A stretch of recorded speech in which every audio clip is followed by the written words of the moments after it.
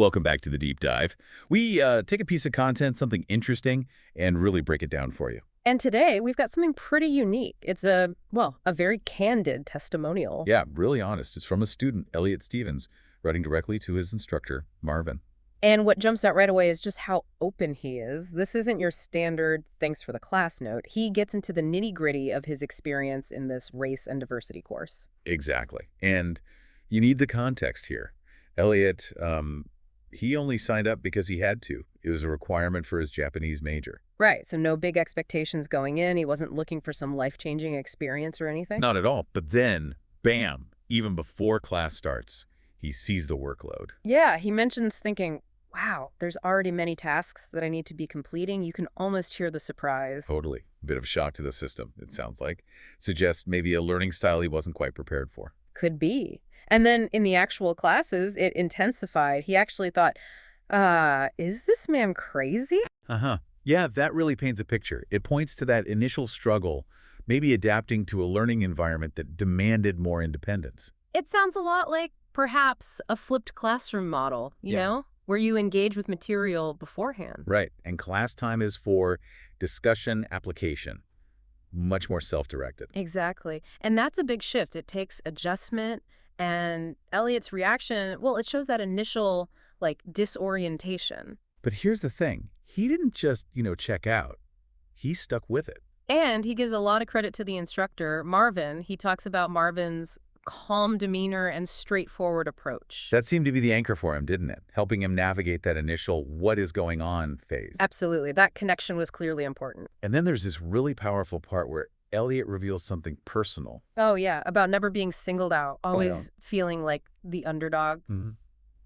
Just imagine that feeling, always being in a support role, never the one getting the spotlight. And then Marvin acknowledges his effort, sees his hard work. The impact of that is just huge. You can feel it in the writing. It wasn't just feedback. No, it lit a fire. He says it made him want to keep pushing myself, and more than that, to potentially inspire other people. It's amazing how that one moment of recognition can just shift everything. And it connects so well to his own journey. He mentions this spiritual search he'd been on in Japan, trying to build confidence. Right.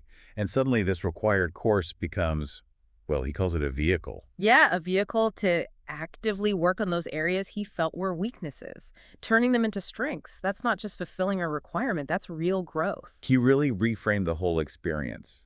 And his view of Marvin evolves, too. Into this model man idea. Yeah, someone brave enough to challenge students. He calls it tough love, but also open, emotionally honest.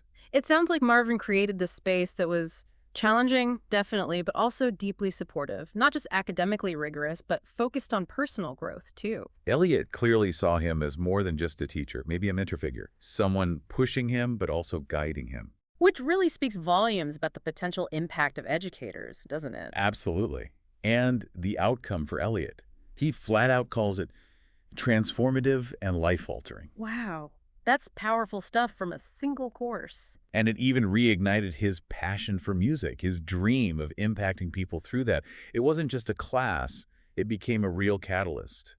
So if we bring this back to you, the listener, Elliott's story really highlights something important. Yeah, it shows how much growth can happen when you're pushed, when you're in a learning situation that feels maybe a bit uncomfortable at first. His readiness to adapt, to push through that initial shock instead of backing away, that's what led to this huge self-discovery. So maybe the question for you is, how do you approach those challenging moments, especially when learning something new? Are you willing to sit with that discomfort, to maybe take on a more active, self-directed role, even if it feels unfamiliar? Because as Elliott found out, sometimes the biggest breakthroughs, those truly transformative experiences, happen right outside your comfort zone. Something to think about.